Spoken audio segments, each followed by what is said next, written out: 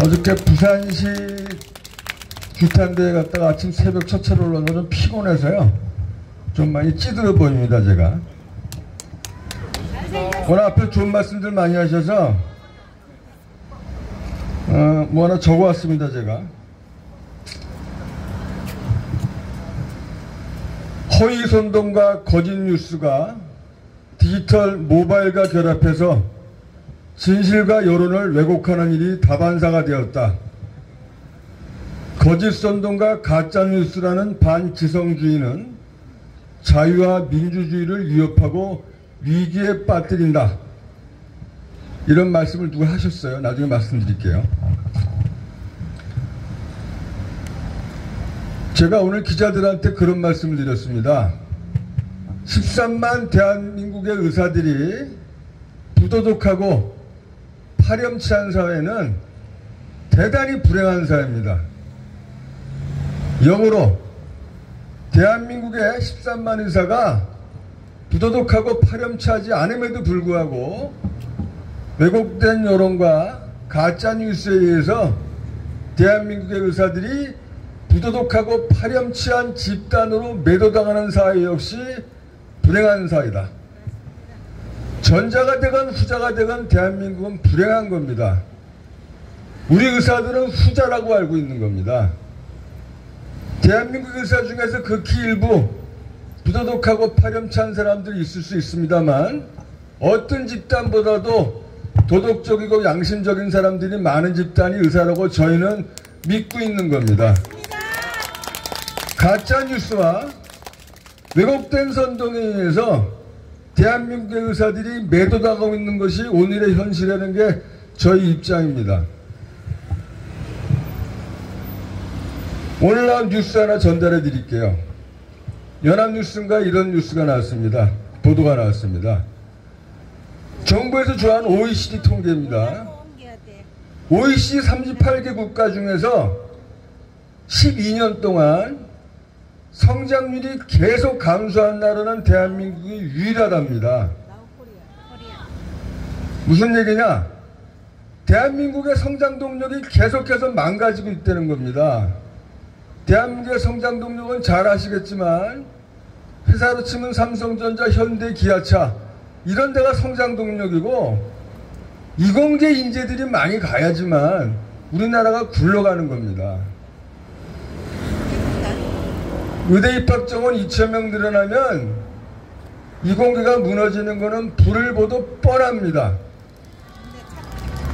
싱가포르라는 나라에서도 이미 1990년도 후반 2000년도 초반에 이공계 인재들이 의대로 다 집중이 돼서 국가 지도자들이 고민을 많이 했습니다.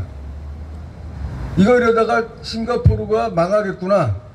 그래서 싱가포르의 총리는 어떻게 했느냐? 우리나라처럼 의사를 많이 늘려서 의사 수입을 줄여서 의대를 가는 사람들을 줄이겠다 생각한 게 아니라 싱가포르는 의대 입학정을 확 줄여버렸습니다. 아예 문턱을 좁게 만들어서 많이 못 오도록. 그리고 어떻게 했느냐? 부족한 의사는 외국에서 수입한 겁니다. 저는 그렇게 얘기를 했어요. 정말로 부족하다고 생각하면 수입해라, 외국 의사들. 우리 얼마든지 찬성할 수 있다. 다만 대한민국의 필수의료에 종사하는 대한민국 의사들과 동등한 수준의 의사들을 수입해라. 대한민국의 필수의료에 종사하는 의사들과 동등한 조건으로 수입해라. 아무도 안 들어와요. 이게 현실입니다. 오늘 오전에 서울대학교의 명예교수님이 페이스북에 글을 하나 쓰셨습니다. 그분이 그야말로 필수의료 하시는 분이에요. 항암 치료하시는 내과의사 분이신데 그분이 이런 글을 썼습니다. 18살짜리 환자가 있는데 이 환자가 뇌종양에 생겼습니다. 아주 크게. 뇌종양 중에서도 가장 예후가 좋지 않은, 수술도 할 수 없고 수술도 할 수 없는 부위고 너무 커서 수술은 엄두도 못하고 방사선 치료를 했는데 치료에 반응도 없고 항암 치료에도 거의 반응을 하지 않아서 이제 죽는 날만 기다려야 되는 상황입니다. 부모들은 집회라기도 싶은 심정으로 모든 것을 다 하고 싶은데 정보가 없습니다. 교수가 그때부터 고민에 빠진 겁니다. 그 뇌종양 환자에게 신약이 개발이 돼서 미국에서 나왔습니다. 그런데 문제는 이 약이 100% 모든 환자한테 듣는 약이 아니라 10% 내지 15%의 환자에게만 이 약이 듣는 약입니다. 당연히 대한민국에서는 급여가 안 돼요. 보험에서 인정을 안 해주는 약이에요. 쉽게 말해서. 자비로 돈을 내야지만 되는 약인데 한 달에 1,000만 원 이상의 약값이 드는 그런 약입니다. 말씀을 드려야 되나? 보호자한테? 나중에 말씀을 안 드렸다가 보호자가 원망하면 어떡하지? 말씀을 드렸다가 경제 형편도 좋지 않은 분들이 있는데 매달 1,000만 원 이상의 돈을 내다가 가정 경제가 무너지게 되면 내가 그 고통을 또 어떻게 감수를 하지? 여기서가 끝나면은 그나마 다행인데 말씀을 드린 거예요. 보호자한테. 그래서 보호자는 어떻게든 돈을 마련해서 5개월 동안 치료를 해서 5개월 동안 버텼습니다. 이 환자가. 그나마. 그리고 이 젊은 환자가 하늘나라로 갔어요. 이제부터가 핵심입니다. 중요한 거고. 2달 후 심사평가원으로부터 공단으로부터 이 병원이 약제비 환수 조처에 대한 서류를 받습니다. 약수부 환수 조치가 뭐냐? 정부에서 인정하지 않는 보험급여에 인정하지 않는 약을 임의로 환자한테 줘서 환자가 자비로 약을 썼으니 병원에서 그 돈 물어내라는 겁니다. 물론 그 교수는 그 약을 쓰기 위해서 환자 보호자한테 상황을 설명하고 이 약은 10% 내지 15% 정도의 환자에게밖에 효과를 볼 수 없는 약이기 때문에 보험급여가 안 된다. 그래도 이 약을 쓰고 싶으시면은 내가 자진해서 약을 썼노라라고 서약서 하나 쓰십시오. 그러고 그 약을 쓴 겁니다. 아들이 죽고 나서 주변에서 얘기를 했겠죠. 우리나라 법이 보험공단서 인정해주지 않는 약을 쓰게 된 경우에 의료기관에게 의사에게 민원 제기하면 그 돈 돌려받습니다라고 누군가가 주변에서 얘기를 했겠죠. 이게 현실입니다. 이런 소식을 후배들이 듣는 겁니다. 이런 소식을 의사들이 듣는 거고 비단 이 문제만이 아니라 대한민국의 불합리한 의료제도가 너무너무 많습니다. 고민하다가 환자 보호자한테 설명해서 그 약을 쓰게 했는데 그나마 거기는 대학병원이니까 대학병원에서 돈을 물어주겠죠. 개인 의원도 마찬가지거든요. 그런 경우에 똑같은 경우는 아니겠지만 이 환자한테 꼭 필요한 약인데 이 약이 보험에서 급여 안 해주는 약이 있단 말이죠. 환자 보호자에게 설명을 하고 그 약을 썼어요. 개인 의원 원장이. 근데 나중에 환자 보호자가 공단이나 심평원에 보건소에 문제 제기하면은 원장이 그 돈을 물어내야 되는 거예요. 필수는 누가 못하는 겁니다. 아무도. 그래서 필수를 안 하는 게 이게 팩트예요. 제가 워낙 말씀드릴 때 사실 근거해서 수치를 많이 말씀드리는데 정확한 수치는 기억나지 않는데 소아청소년과가 이 대한민국의 필수 의료의 문제를 야기시킨 첫 번째 이슈였잖아요. 2000년도에 소아청소년과에 다니는 환자들이라고 말하는 15세 미만의 대한민국의 소아청소년과에 해당하는 환자 숫자가 900 몇십만 명이었습니다. 2000년도에. 현재 600만 명이 안 돼요. 15세 미만이. 그런데 2000년도에 소아청소년과 의사 숫자가 3,500명입니다. 2024년 현재 소아청소년과 의사 숫자가 6,200명입니다. 24년 동안 소아청소년과 의사는 2,500명이 늘어났고 소아청소년과 환자는 300만 명이 줄어들었습니다.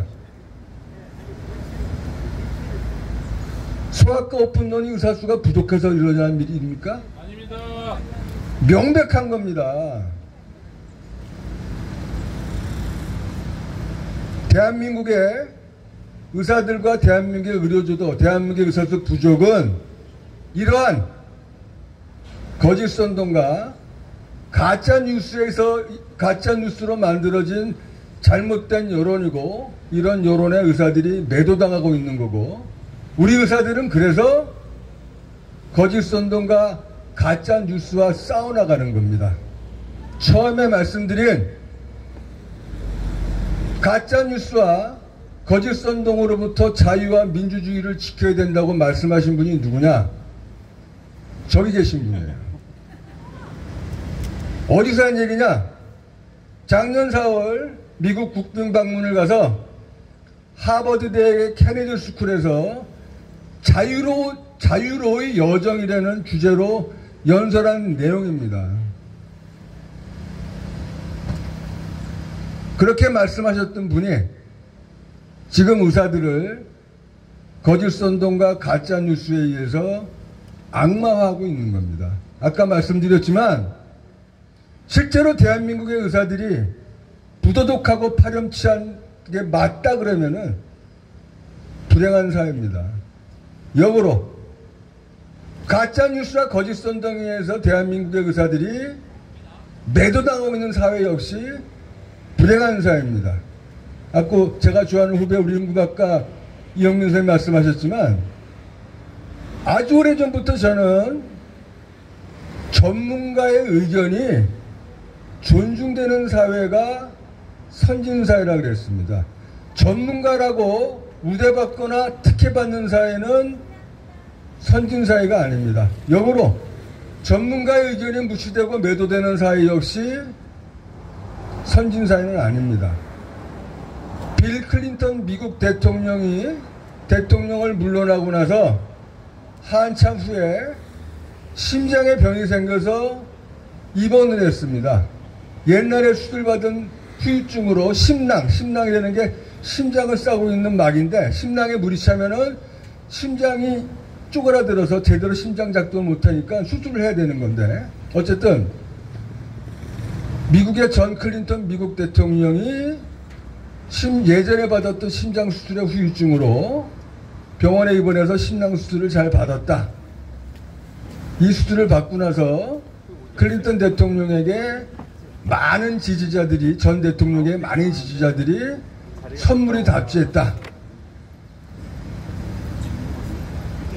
이게 뉴스의 짧은 토막이었어요. 제가 그 뉴스를 보고 과연 대한민국의 정치인들이 그런 상황에서 그러한 선물들이 답지했을 때 뭐라고 얘기를 했을까 생각해 봤습니다. 아마도 이렇게 얘기했을 거예요. 이 선물을 나한테 보내지 말고 심장병이 있는데 돈이 없어서 치료받지 못하는 불쌍한 이웃에게 주세요. 어디 환우단체에게 주세요. 이렇게 말씀하셨을 거예요. 이게 나쁜 거는 절대로 아니에요. 클린턴 대통령이 자기에게 답지하는 선물을 보고 뭐라고 말을 했느냐, 언론을 향해서. 이 선물을 나한테 보내지 말고 나를 고쳐준 심장의학회에 보내세요라고 말씀을 하셨어요. 한 국가의 리더가 전문가에 대한 찬사고 전문가에 대한 마음에서 드러나는 존경심입니다. 그런 나라에서는 수술 후유증이나 합병증으로 인해서 의사들에게 항의하고 의사들을 소송 거는 일들이 없는 겁니다. 전문가를 존중하고 전문가를 인정하는 사회가 선진사회라는 그러한 전제가 맞다 그러면 대한민국은 야만 사회입니다. 우리 의사들은 이런 야만 사회로부터 대한민국을 구하자고 나선 겁니다. 모두에 말씀드린 윤석열 대통령이 말씀하신 왜곡 선동과 가짜 뉴스로부터 자유와 민주주의를 지켜내고자 나선 겁니다. 여러분 기억하실지 모르지만 제가 첫날 여기 와서 했던 구호가 뭐였느냐? 의사 부족 거짓 선동, 국민들은 속지 말자였어요. 기억하실지 모르겠지만 두 번째 구호가 뭐였습니까? 거짓 선동 못 막으면 대한민국 무너진다. 제가 그냥 하는 얘기가 아니거든요, 이게. 그래서 오늘도 그 구호로 끝을 맺고 내려가는데, 제가 지금 지방 다니면서 얘기하고 있어요. 구호 그렇게 하지 말자. 라인이 안 맞다. 지금까지는 계속해서 맨 뒷것만 3번 했잖아요. 제가 하는 구호는 아시겠지만, 의사 부족 거짓 선동, 국민들은 속지 말자 그러면 후창은 속지 말자, 속지 말자, 국민들은 속지 말자. 두 번째 구호는 거짓 선동 못 막으면 대한민국 무너진다. 그러면 무너진다, 무너진다, 대한민국 무너진다. 이게 2000년도 옛날 구호인데 이게 훨씬 멋져요. 그림도 잘 나오고. 자, 첫 번째 구호 들어갑니다. 의사 부족 거짓 선동, 국민들은 속지 말자. 제가 선창합니다. 의사 부족 거짓 선동, 국민들은 속지 말자, 속지 말자, 속지 말자, 국민들은 속지 말자. 자, 두 번째 구호입니다. 거짓 선동 못 막으면 대한민국 무너진다, 무너진다, 무너진다, 대한민국 무너진다.